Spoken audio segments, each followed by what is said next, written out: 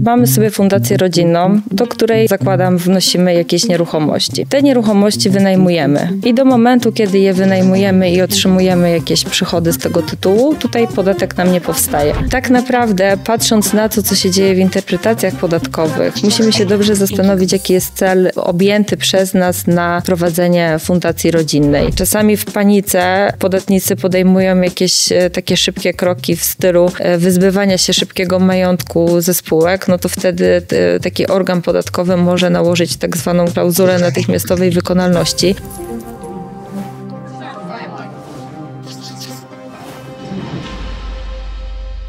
Dzień dobry, witam na kanale Prawowładni. Ja nazywam się Marcin Ostaszewski. Dzisiaj moim gościem jest Magdalena Werdę, partner zarządzający WN Tax, doradca podatkowy. Dzień dobry, witam. Dzień dobry. Dzisiaj temat, o którym mówi się już bardzo dużo w mediach. Na YouTubie widziałem już dziesiątki filmików. Obchodzimy już 2-lecie Fundacji Rodzinnej, bo o tym dzisiaj jest mowa. Ale nie będziemy opowiadać o całej konstrukcji Fundacji Rodzinnej. Do tego pewnie wrócimy w naszym innym podcaście. Natomiast dzisiaj chcemy porozmawiać o rzeczach związanych z podatkami Fundacji Rodzinnej. Zebraliśmy takie Q&A od naszych klientów, rozmawiamy z nimi. Prowadzimy szereg postępowań rejestracyjnych tej Fundacji Rodzinnej obecnie.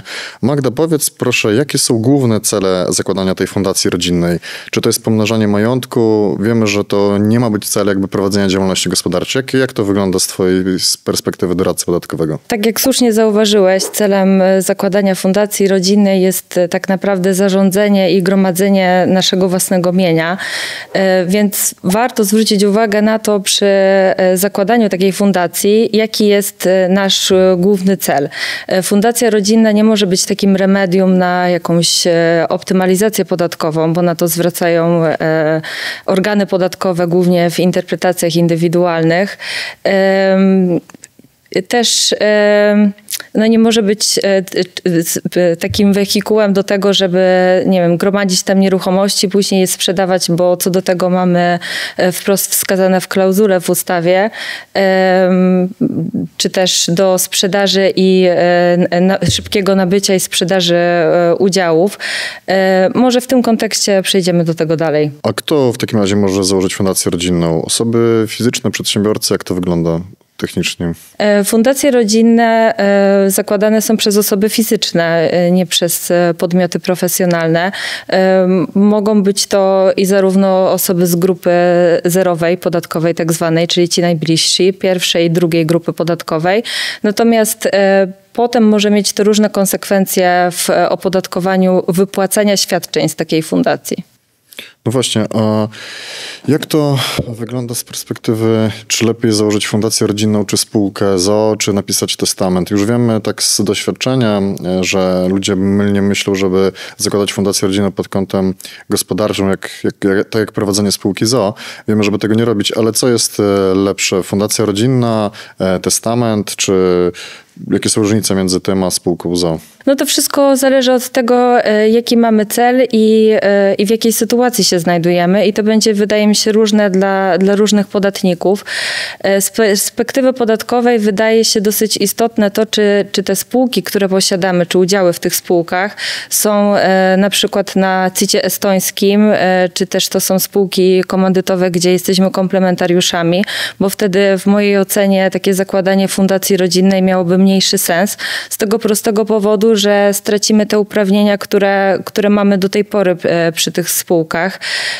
No oczywiście pomijając fakt, że w przypadku CIT-u estońskiego same przepisy nam zabraniają wniesienie takiej spółki do fundacji rodzinnej w tym kontekście, że stracimy w ogóle uprawnienie do CIT-u estońskiego, więc tutaj warto się nad tym wtedy zastanowić. W przypadku, kiedy posiadamy jakieś spółki na tak zwanym zwykłym CIT-cie, wtedy możemy się zastanowić nad wnoszeniem udziałów do takiej fundacji rodzinnej. No natomiast na pewno trzeba się wtedy zastanowić, jaka będzie przyszłość tej fundacji, jak długo ten majątek będzie w posiadaniu fundacji, czy chcemy go powiększać i reinwestować na przykład środki uzyskane, czy to z działalności dozwolonej, bo tylko taką poprzez fundację możemy prowadzić, czy też będziemy chcieli się dosyć szybko wyzbyć na przykład nieruchomości. No może jeszcze przybliżysz słuchaczom, co to jest ten CIT estoński, żeby było wiadomo, o co w tym chodzi. CIT estoński jest zryczałtowanym podatkiem dochodowym dla spółek z nazwy CIT. Polega to na tym, że może taka różnica między fundacją rodzinną a spółką, że w fundacji rodzinnej mamy ograniczony zakres działalności gospodarczej, którą możemy wykonywać i to jest wprost wskazane w artykule w ustawie o fundacjach rodzinnych. Natomiast w przypadku CIT-u estońskiego jest trochę na odwrót. Czyli mamy rodzaje działalności gospodarczej, które w ramach CIT-u estońskiego potencjalnie nie moglibyśmy wykonywać. Czy też jest to ograniczone rodzajem przychodów, które osiągamy, na przykład w przypadku, gdy mamy powyżej 50% przychodów z wartości z praw autorskich, licencji, wtedy z takiego CIT-u estońskiego nie możemy korzystać. Natomiast co do zasady nie jest to ograniczone rodzajowo co do działalności gospodarczej, więc tutaj mamy na pewno większe pole do tego, żeby mieć taką spółkę na CIT-cie estońskim i sobie skorzystać z tych preferencji. Różnice też polegają oczywiście na sposobie opodatkowania, bo w przypadku fundacji rodzinnych podatek dochodowy nam się pojawia w przypadku wypłaty świadczeń na rzecz fundatorów. I to jest 15% CIT. W przypadku osób z grupy 0 podatek PIT się nie pojawia, natomiast przy CIT-cie estońskim on się pojawia na 2 poziomach, natomiast mamy ten mechanizm odliczenia, czyli to, co jakby dużo upraszczam teraz, to co spółka zapłaciła w części, możemy sobie ten podatek od takiej wypłaty dywidendy odliczyć na poziomie podatku dochodowego. Ale wtedy spółka ZOS, będąc na CIT-cie estońskim, płaci 9% podatku dochodowego? Tam jest 10 i 20% stawki, w zależności od tego, czy to jest duży, czy mały podatnik. No i 19% podatek od wypłaty dywidendy. I teraz w przypadku tej niższej stawki 10% mamy odliczenie na poziomie 90%, natomiast w przypadku już dużych podatników mamy odliczenie na poziomie 70% po stronie PIT-u. To jak wyglądają kwestie podatkowe w fundacji rodzinnej? Bo to pytanie najczęściej pada u naszych klientów czy słuchaczy. Jak to wygląda w kwestiach takich podstawowych rzeczy podatkowych w fundacji rodzinnej? To tak jak powiedziałam, czyli mamy sobie fundację rodzinną, do której wnosimy jakieś nieruchomości. Te nieruchomości wynajmujemy i do momentu, kiedy je wynajmujemy i otrzymujemy jakieś przychody z tego tytułu, tutaj podatek nam nie powstaje. W momencie, kiedy wypłacamy na rzecz swoich fundatorów świadczenie wynikające z tego najmu, czyli załóżmy zarobiliśmy przez rok 100 000 i dzielimy to pomiędzy fundatorów, podatek nam się pojawi raz na poziomie fundacji 15%. I może się pojawić na poziomie fundatorów w zależności od tego, do której grupy podatkowej należą. I to będzie albo 0 podatku w przypadku zerowej grupy, albo to będzie 10% w przypadku pierwszej i drugiej grupy podatkowej, albo to będzie 15%, kiedy wypłacamy na rzecz pozostałych członków, nie mieszczących się w żadnej z tych grup. A kwestia, która najczęściej pada, myślę, że to chyba najbardziej interesuje czy przyszłych fundatorów, czy w ogóle słuchaczy. Jak wnieść te nieruchomości do fundacji rodzinnej i czy potem sprzedając te nieruchomości wygeneruje się jakiś podatek? Przy wnoszeniu nieruchomości taka czynność jest nieopodatkowana, czyli stosujemy tutaj preferencje. Natomiast przy wynoszeniu takich nieruchomości ten podatek może się pojawić.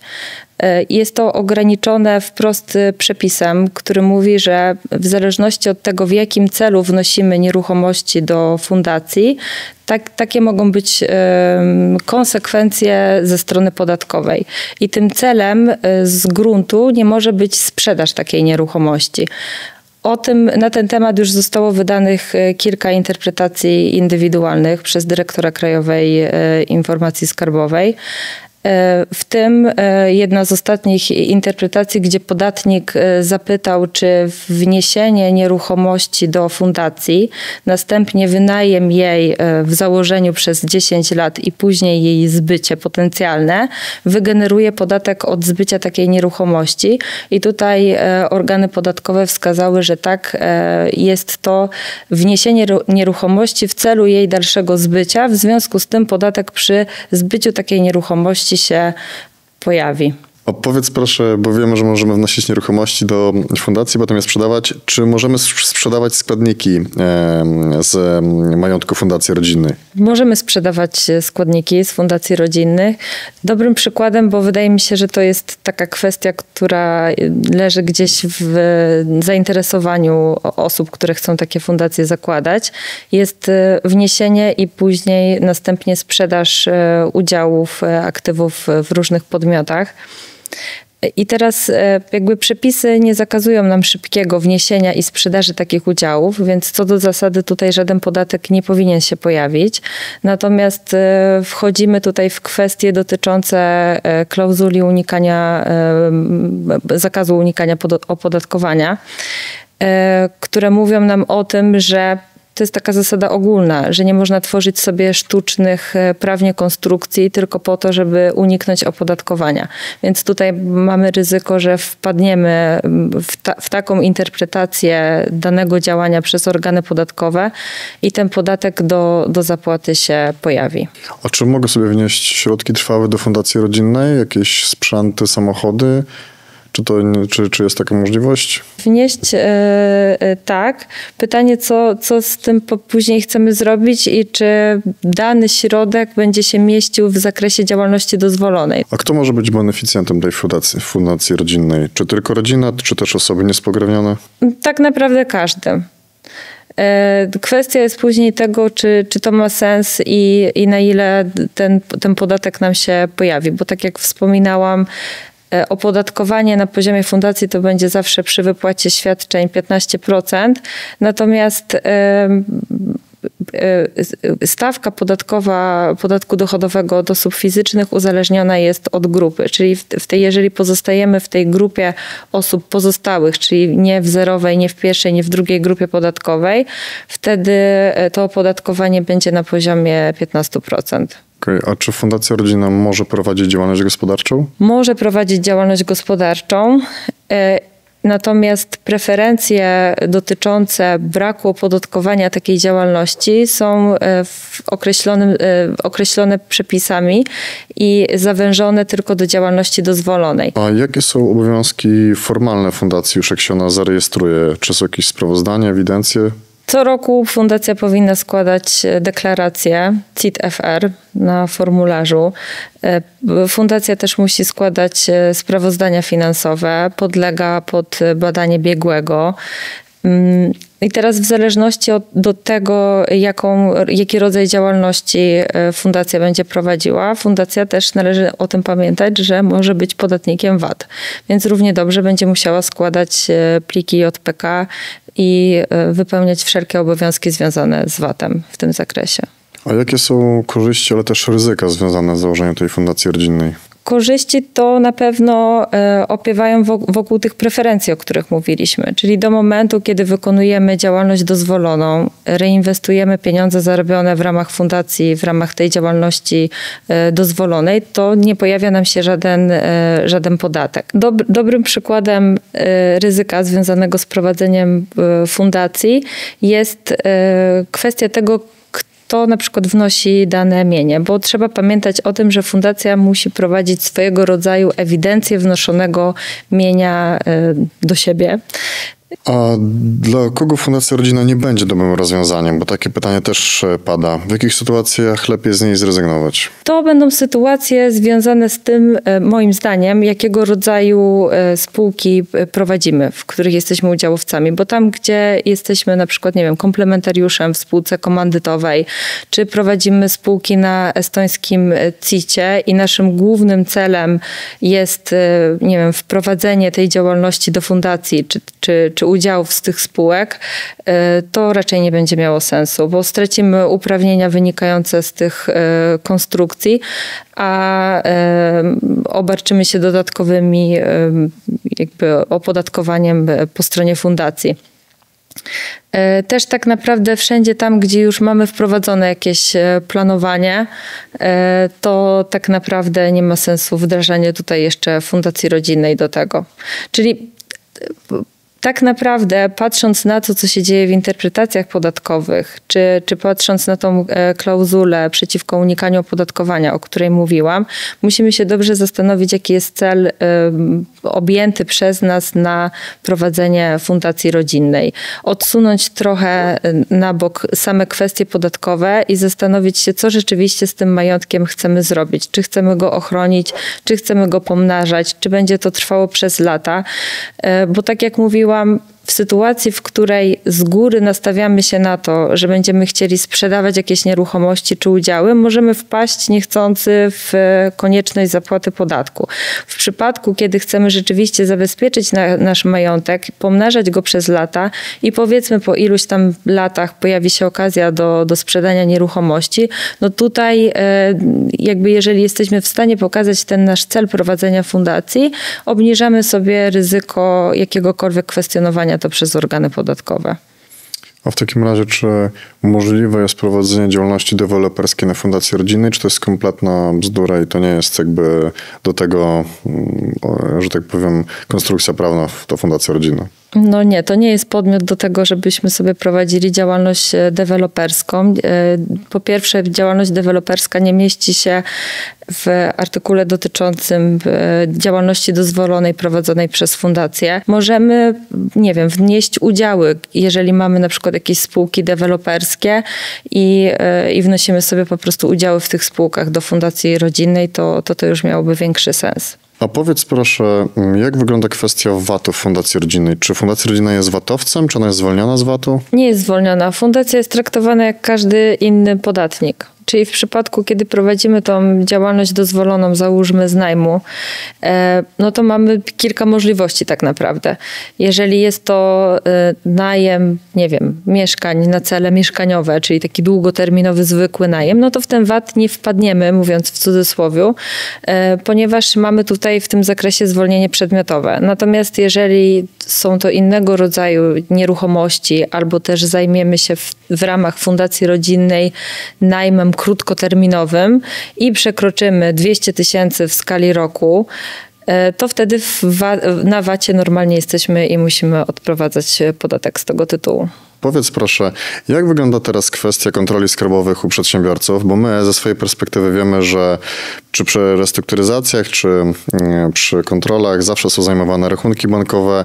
Czy teraz Urząd Skarbowy jest bardziej aktywny i jest więcej tych kontroli? Spotykasz się u swoich klientów z tym, że faktycznie tych kontroli skarbowych jest coraz więcej i tych karnych spraw, karno-skarbowych i tych zwykłych takich podatkowych, no bo jesteś specjalistą, jak to wygląda teraz? Urzędy skarbowe wykorzystują mechanizm tak zwanych czynności sprawdzających.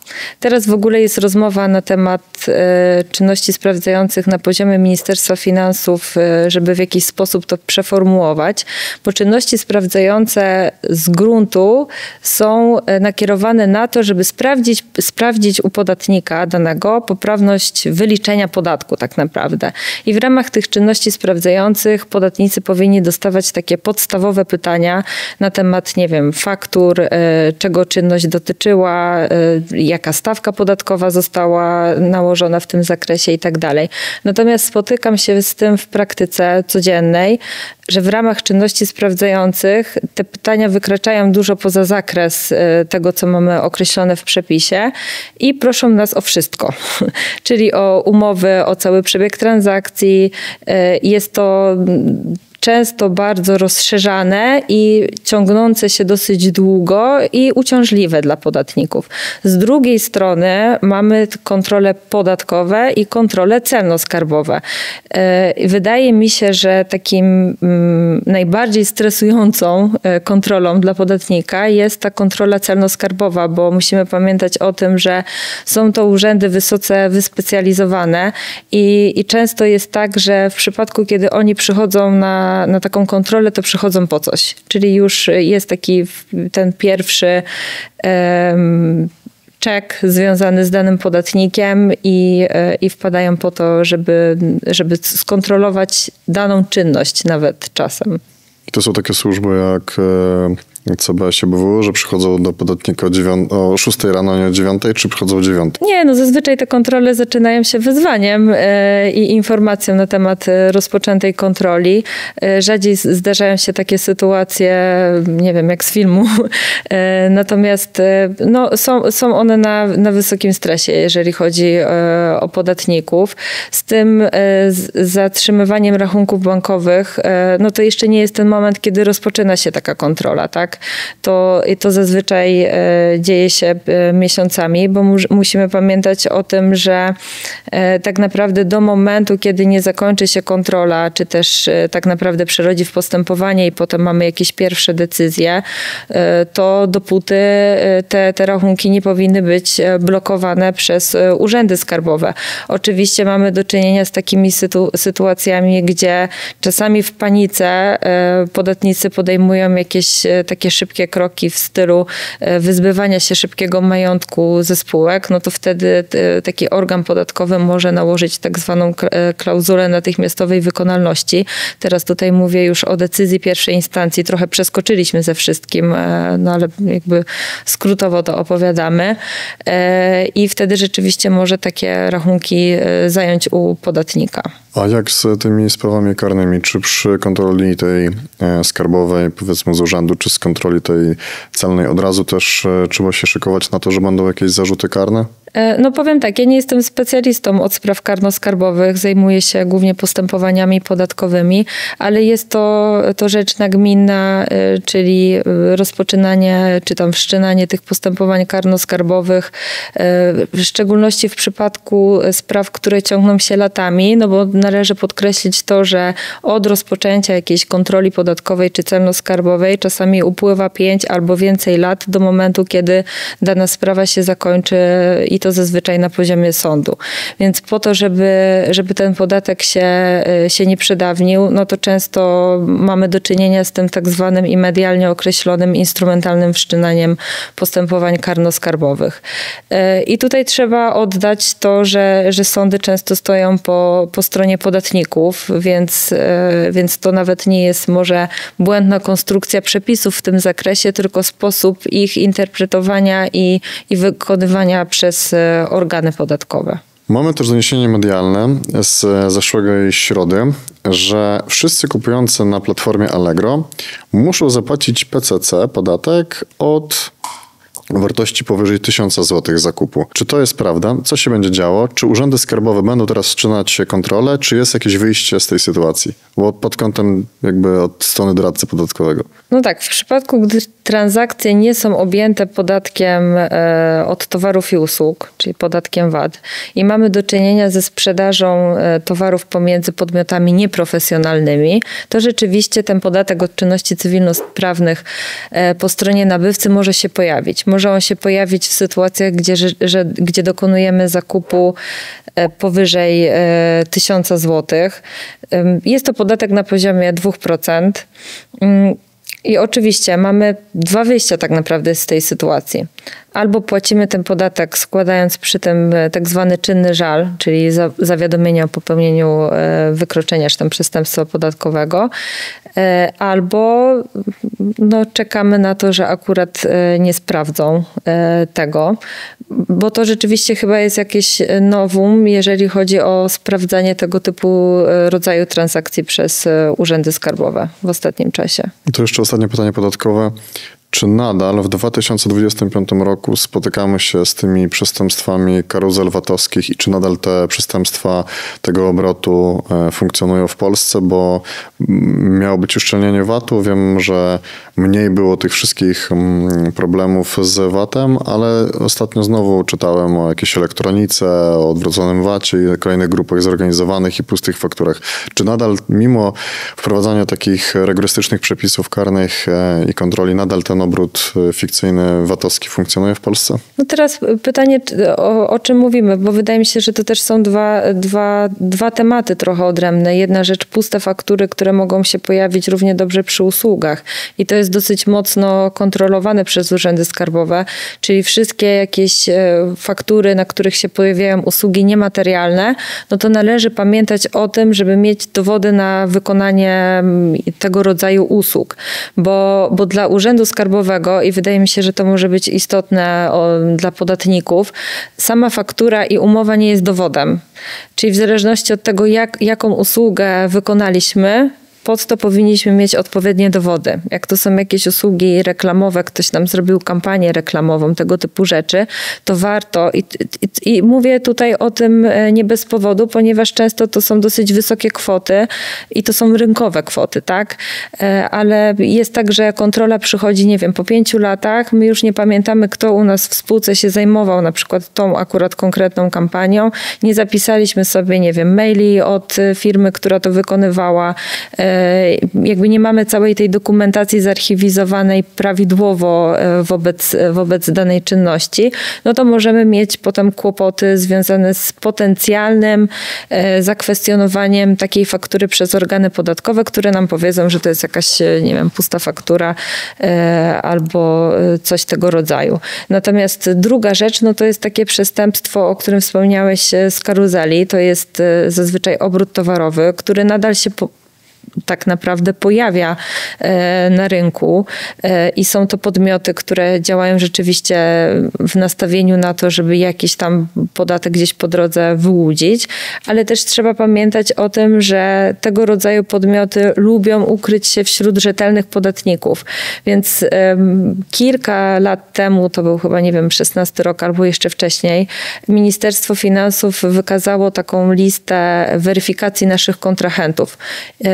Jest to taka swoistego rodzaju procedura należytej staranności przy kontrolowaniu naszych kontrahentów z 2 stron, dedykowana właśnie głównie po to, żeby nie dać się wciągnąć w tego rodzaju karuzele VAT-owskie. One nadal istnieją. W moim przekonaniu są szybciej wykrywalne dzięki takim narzędziom jak JPK czy KSEF, który teraz wejdzie. Widać też bardzo dużą zmianę, jeżeli chodzi o wymianę informacji pomiędzy państwami chociażby członkowskimi Unii Europejskiej, ale też innej. Mam tutaj na myśli wymianę informacji pomiędzy urzędami skarbowymi. Natomiast no, te rzeczy w praktyce nadal się niestety dzieją. Magda, bardzo Ci dziękuję. Dzisiaj moim Państwa gościem była Magdalena Werdę, doradca podatkowy. Zachęcamy do zostawiania pytań, komentarzy. Bardzo dziękuję. Do zobaczenia. Partnerami kanału są Mikulewicz, Ostaszewski Restrukturyzacje. Skontaktuj się, jeśli masz problem z płynnością finansową w firmie. Przeprowadzimy dla Ciebie bezpłatną analizę pod kątem restrukturyzacji. Jesteśmy ekspertami prawa restrukturyzacyjnego i upadłościowego z 10-letnim doświadczeniem na rynku. Pomożemy wyciągnąć Twoją firmę z kłopotów finansowych.